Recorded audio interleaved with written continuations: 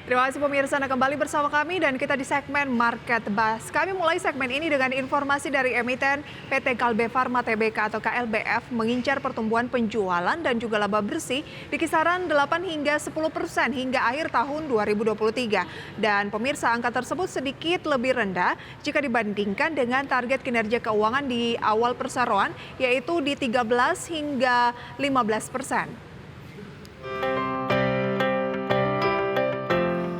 Dikutip dari keterangan perseroan, Direktur PT Kalbe Farma Tbk atau KLBF, Si Johan mengatakan, langkah perseroan untuk merevisi turun target penjualan dan laba bersih sepanjang 2023 dilakukan seiring dengan ditariknya status pandemi COVID-19 di Indonesia. Kondisi ini pun berdampak pada penurunan pendapatan yang diperoleh KLBF dari lini produk kesehatan, termasuk juga obat-obatan COVID-19 yang sebelumnya menopang total pertumbuhan penjualan perseroan di 2022. Sementara itu, untuk menggenjot kinerja keuangan perseroan hingga penghujung 2023, KLBF tengah melakukan reformulasi produk guna menurunkan harga impor bahan baku obat. Sebab diketahui bahwa perseroan hingga saat ini masih menggunakan sekitar 90% bahan baku impor untuk keperluan pembuatan berbagai produk yang diluncurkan. Sementara berdasarkan laporan keuangan perseroan per 30 Juni 2023, Kalbe Farma mencatatkan penjualan neto sebesar 15,18 triliun rupiah. Raihan tersebut naik 9,4% dibandingkan periode yang sama tahun sebelumnya di 13,87 triliun rupiah. Di sisi lain, laba sebelum beban pajak penghasilan tercatat menyusut 9,18% menjadi 1,93 triliun rupiah dari sebelumnya di 2,13 triliun rupiah. Akibatnya, laba bersih ikut turun 6,6% year on year dari 1,63 triliun rupiah di semester 1 2022 menjadi 1,52 triliun hingga semester 1 2023. Berbagai sumber IDX Channel.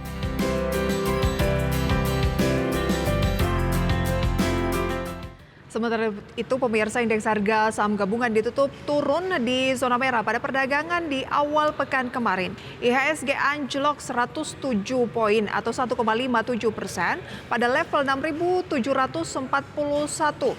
Sebanyak 10 dari 11 sektor di Bursa Efek Indonesia ditutup di zona merah, di mana hanya sektor teknologi yang menguat tipis 0,49%.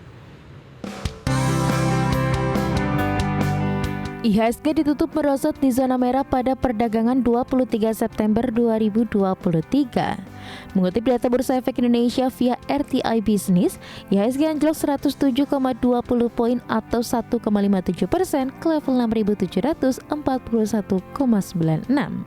Sepanjang perdagangan, IHSG bergerak di zona merah dengan level terendah 6.730 dan level tertinggi 6.853.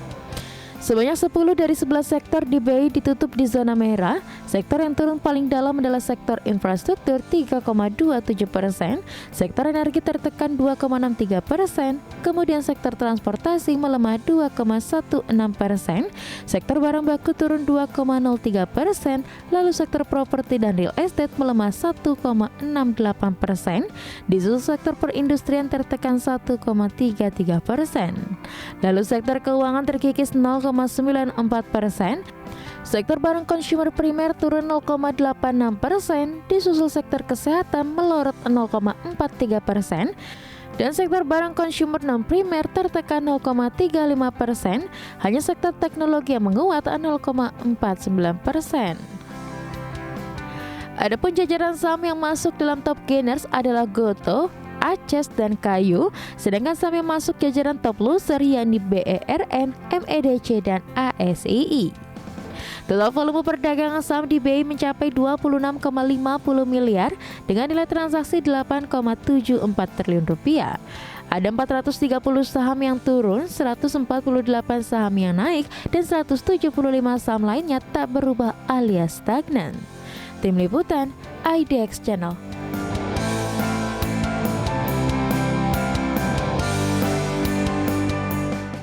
Ya pemirsa, bagaimana untuk bijak menanggapi indeks harga saham gabungan yang turun 1,57% pada perdagangan kemarin, pemirsa, itu yang akan kita bahas pada kesempatan kali ini. Tapi sebelumnya kami tampilkan beberapa grafis agenda yang patut menjadi perhatian Anda. Di antaranya dari Korea Selatan ada IHP Korea Selatan, kemudian dari Jepang ada IHK Inti Jepang, Dari Uni Eropa, pidato Gubernur ECB Christine Lagarde. Kemudian pemirsa dari emiten ada Lucy berencana RUPS, UNTR pembayaran dividen tunai, AALI pembayaran dividen tunai, ASGR pembayaran dividen tunai, Auto pembayaran dividen tunai. Kemudian pemirsa, update dari Bursa Asia pada pagi hari ini, data selengkapnya bisa Anda saksikan di layar, di mana cenderung mix tapi mayoritas lebih ke teritori negatif. Nikkei turun 0,58% dari Jepang, Straits Times Singapura naik 0,69%, Kospi Korea Selatan turun 1,08%, Hang Seng Hong Kong juga tertekan 1,24%.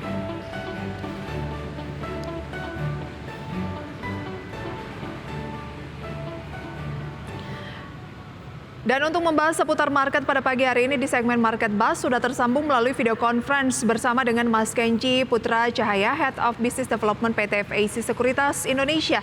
Mas Kenji, selamat pagi. Selamat pagi Mbak Prisa. Terima kasih banyak untuk waktunya Mas Kenji. Langsung saja tentunya kita ke indeks harga saham gabungan. Jumat sebenarnya IHSG ditutup positif begitu ya, meskipun dalam satu pekan yang lalu memang pelemahannya juga 1% lebih. Tapi makin dalam pada perdagangan kemarin turun 1,57%. Sebenarnya apa sih yang menjadi sentimen utama sehingga IHSG tertekan? Oke, jadi sentimen pemberatnya atau sentimen negatifnya kalau kita bisa bilang kondisi makro, khususnya market US ya, di mana kenaikan yield US Treasury ini 10 tahun terakhir ini sudah menyentuh level psikologis di 5%, sehingga market worry, apalagi khususnya market-market untuk emerging market seperti Indonesia, bahwa nanti akan ada term premium atau istilahnya dananya pulang kampung nih ke US karena return of investment-nya cukup bagus posisinya di US sekarang, sehingga BI kemarin juga ambil sikap juga untuk menaikkan suku bunga. Ketika itu terjadi, kita market sudah bisa ekspektasi untuk sektor finance khususnya kena dampak, dan inilah jadi sehingga IHSG koreksi cukup dalam kemarin. Saat ini IHSG dalam posisi apa secara teknikal, Mas Kenji? Kalau secara teknikal sekarang masih posisi sideways, tapi ada potensi koreksi masih untuk uji level support kedua di 6.600. Tapi range-nya sendiri saya perkirakan masih akan ada sekitar 6674 sampai 6869 untuk pergerakannya. Hopefully kita nggak big support di 6.600 untuk IHSG. Masih bisa tahan. Terlalu dini untuk mengatakan bahwa ini sudah di support. Masih ada potensi pelemahan lebih lanjut di mana Anda melihat ada target berikutnya di 6.600. Ini 6.600 yes, betul Mbak, karena 6.600 dalam waktu dekat. 6.600 betul, dalam waktu dekat ini kita bisa expect at least seminggu sampai 2 minggu ini, karena kan kita tahu nanti tanggal 26 Oktober ini akan rilis data klaim pengangguran awal Amerika Serikat yang akan berkaitan dengan keputusan rapat The Fed untuk minggu depan, walaupun market expect The Fed sendiri masih akan nahan. Jadi IHSG kemungkinan sampai confirm itu masih akan volatile begitu. Oke, cenderung masih akan volatile sampai ada kepastian dari The Fed atau Bank Sentral Amerika Serikat mengenai suku bunganya begitu ya, yang diproyeksi ada kemungkinan 70% masih akan naik di akhir tahun. Ada juga yang menilai cenderung tidak akan naik atau stay di level yang saat ini trennya tinggi gitu ya. Betul, sekarang Oke. Betul Mbak Prisa.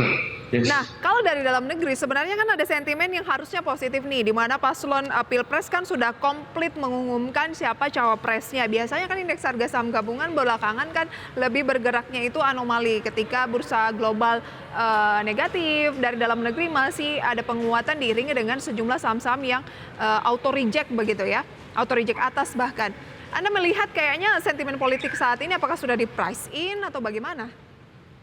Kalau sentimen politik, di beberapa waktu lalu saya sempat mention juga bahwa memang menjelang tahun politik ini which means 2023 ini, memang sektor-sektor seperti kayak telekomunikasi biasanya sudah mulai nih gerilya, dan sektor-sektor konsumsi atau consumer lah. Nah, tapi memang puncaknya biasanya performnya di 2024 baru kita bisa lihat secara nyata. Terkait sudah munculnya paslon itu capres dan cawapres tentunya, Ini satu hal positif, tapi belum terlalu jadi sentimen yang bisa jadi stimulus ya untuk market domestik, khususnya pasar modal begitu. Kenapa? Karena dari policy dan kebijakan-kebijakan ataupun janji-janji kampanyenya pun masih sifatnya belum konkret gitu, dalam arti belum terlalu teknis gitu ya. Beberapa paslon saya lihat sudah menyampaikan bahwa mereka menyiapkan lapangan kerja baru gitu dengan jumlah yang bervariasi, tapi biasanya memang sebelum 2024-nya sendiri memang masih belum konkret bentuknya, itu yang market masih belum bisa jadikan patokan gitu, Mbak. Oke, berarti sebenarnya saat ini wait and see begitu ya. Anda bilang IHSG masih ada peluang untuk menguji support terbaru di 6.600. Kemudian dari globalnya kan juga sentimennya masih kurang oke begitu ya. Asia juga masih melemah. Lantas kemanakah sebenarnya dana dari investor besar ini kalau tidak di Asia dan juga di global? Nanti akan kita bahas berikut juga apa sih strategi bijak berinvestasi ketika IHSG lagi diskon cukup dalam seperti saat ini. Kita jeda dulu Mas Kenji dan juga pemirsa, kami segera kembali saat lagi.